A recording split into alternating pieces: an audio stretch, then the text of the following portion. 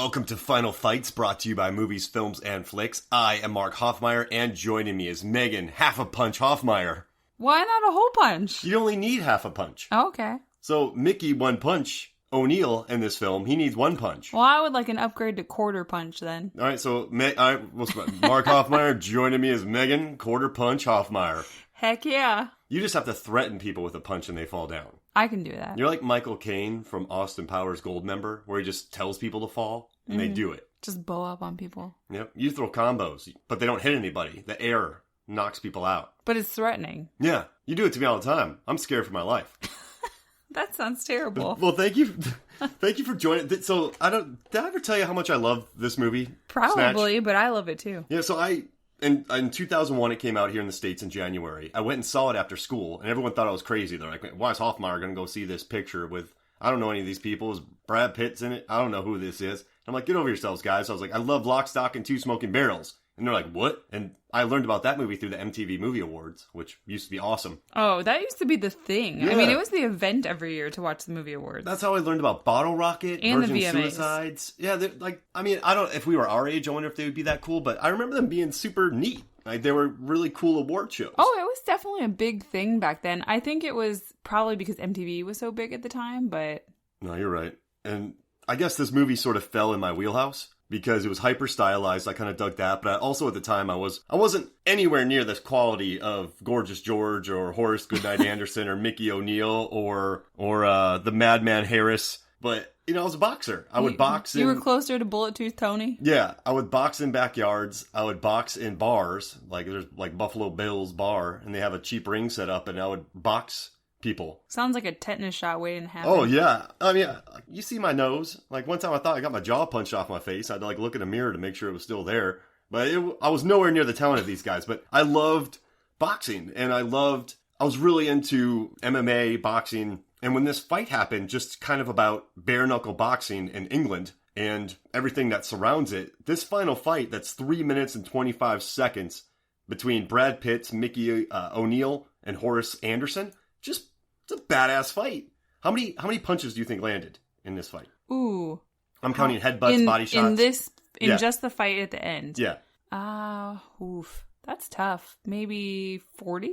60. Oh, that's not... You're good. I'm getting closer every time. Yeah. Remember in Commando, I was like, you won't believe how many punches. You're like, 700? I'm like, no, 80. But, oh no, that was The Night Comes For Us, another fun episode. But yeah, you could count easily the fights of Mickey's, the first two, those two punches. And he earned his one punch name. So if you had two fights, you'd be one half, because you threw one half of one punch. Because you knocked people out with quarter punches. Such a great average. So we get to this fight because... Turkish, played by Jason Statham, and Tommy, played by Stephen Graham, he's in The Irishman, arguing with Al Pacino. So it's funny watching him in this movie, playing a sidekick they to all Statham. Look so young in this. It's funny to watch it. And I only first saw it within the past few years. I mean, I love it, but what was that Irish bare-knuckle boxing movie that you got me to watch? The documentary? Knuckle. Yes, that one. Yeah. I think that you made me watch that movie, and that got me interested in watching this movie. I'm obsessed with the Irish Travelers and their bare-knuckle boxing matches. Because it's insane. They're badasses. And the current champion, Tyson Fury, he was born an Irish Traveler. Now he's the WBC, the Ring lineal heavyweight champion. He just wiped the floor with Deontay Wilder in a fight.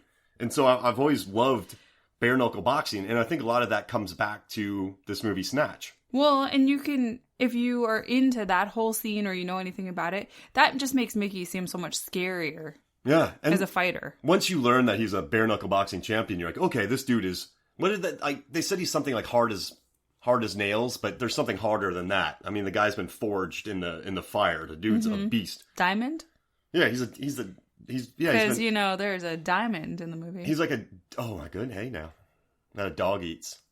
But this fight, though, I know what I like about it is they shot it over 3 days. So this is Guy Ritchie and Matthew Vaughn on the commentary. Guys, if you have the Snatch DVD Blu-ray, I have the DVD, Megan, that I bought in 2001 in July 3rd, and it has full screen and widescreen. Wow, that's luxury for 2001. Like you don't get that nowadays. No, because it's all in widescreen. What if I want to watch There Will Be Blood on full screen? I mean, you should probably buy an old box tube TV first, so it'd fit the screen. I could get duct tape and put it on the sides of the screens. You are not touching the TV with duct tape. So I have the DVD, and I remember being really excited to buy this. I went and bought it. It came with playing cards. I'd snatched playing cards for a long time. But what I love about this fight is it was shot over 3 days, and every possible trick that you could use in this fight, they use. I mean, there's zooms. Remember when he knocks down Horace with his first punch? Yeah, they do a great job with the music and the shots and the pacing to make it feel very exciting and urgent. And, like, do you think that's usage of their, like, there's the zooms that zoom in on them when Horace goes down in the first punch? And then they do a bunch of slow motion. Yeah, the one where Mickey gets punched in the face as his face is turning and it slows down. Because then you get to really feel the pain as his hair flings and sweat is flying off of him. And they do like quick cuts, headbutts. There's water dropping on people's heads. You notice all the smoke in the background. And also the score. Did you know that they didn't pick this song until a few weeks before the movie was released? Really? And they had other songs that wasn't working. And Guy Ritchie fell out with all of his musical mentors because of this. And they ended up going with Oasis's, I can't really say the name of the song, but it's Effin' in the Bushes. Oh, nice. Awesome song.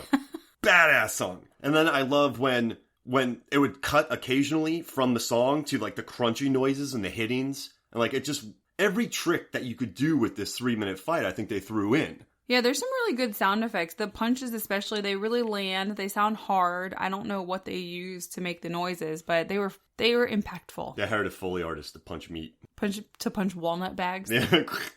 and then I love when after he knocks out the guy at the end, when Mickey's supposed to stay down, but he gets up and knocks the guy out, the song Angel by Massive Attack comes on. And that's when kind of shit gets real. It's just like dun dun dun. So it's I noticed a really cool progression into the music. How it totally changes at that last moment. So it's very, amped up and it's very strong pacing and you feel really, I don't know, you feel the urgency of the moment and then it really changes at that last minute. Mm-hmm. No, it does, and I love how it just goes like, because Jason Statham thinks he's dead.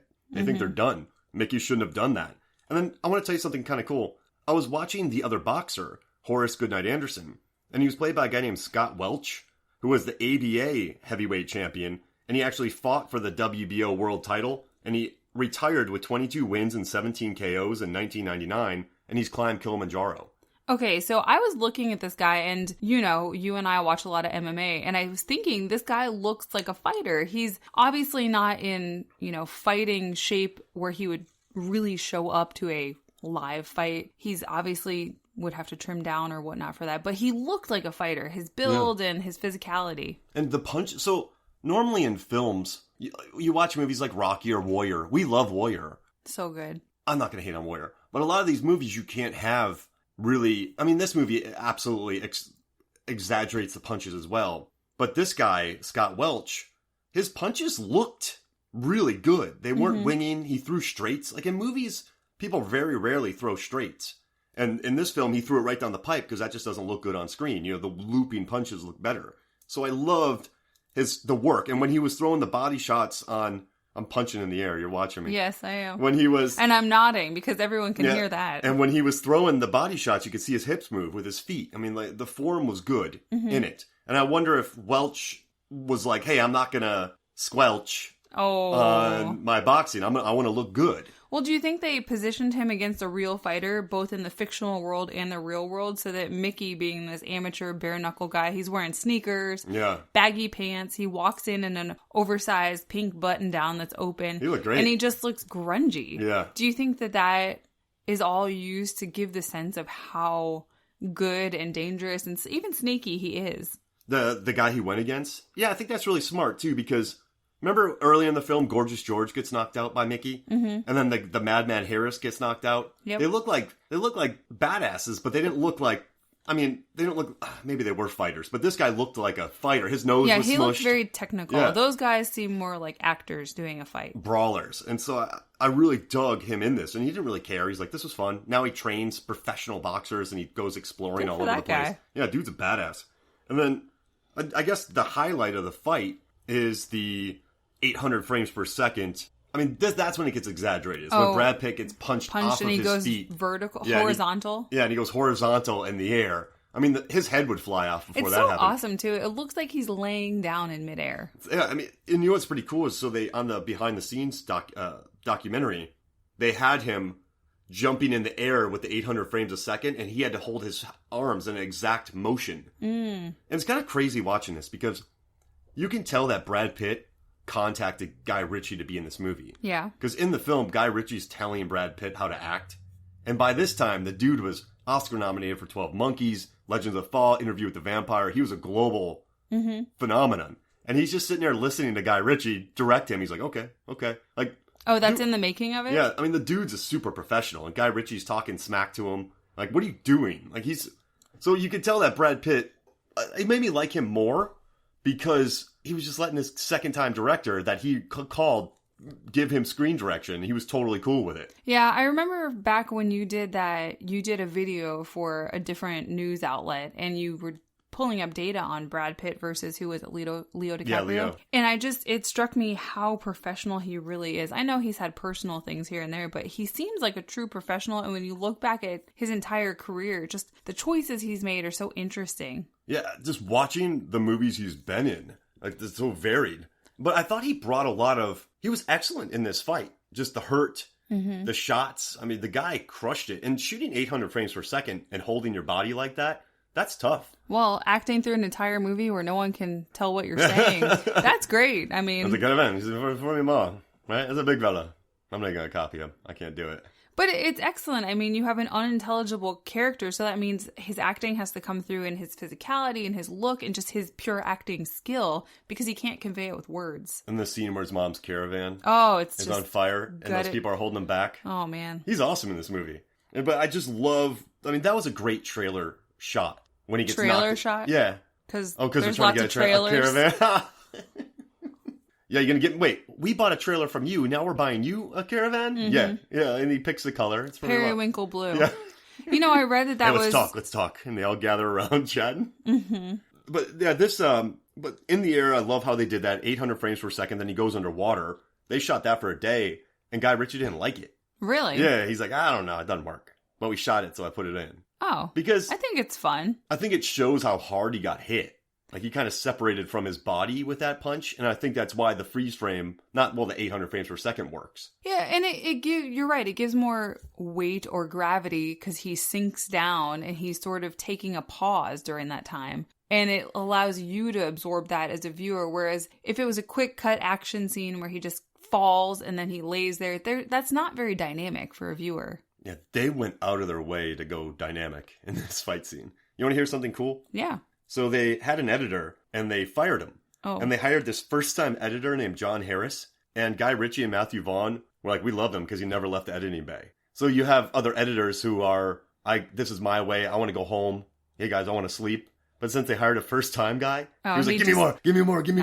And so he took all of this footage, and he was just day and night working on it. But I mean, there's a lot of shots in this. This is not an easy fight to... Yeah, this is from a ton of angles. You notice that when you're watching it. I mean, I think we talk about the slow-mo, and Raging Bull did that first. They have some of the most iconic boxing scenes ever. And when I learned something cool about Raging Bull, they made the boxing scenes incredibly dynamic to make him Jake LaMotta seem alive. And then everything else was shot really flat to show his life outside was kind of mundane. Okay. So it's kind of... I mean, they borrowed definitely from Raging Bull, but I think they stylized it enough to make it work. Now, what'd you think? I pointed that extra out to you. What'd you think about that extra? There's a scene where Mickey's on the bench. In the corner with his... I'm doing this with my hands. So, he's punching with his little fists. I don't think Scrappy Doo when he's like, stick him up, let me at him. You know, he does the little fist things. There's a guy. It's like that Rock'em Sock'em. Yeah. He's just in the corner with his little fists up. And he keeps punching them. He's doing it for like 30 seconds going, yeah.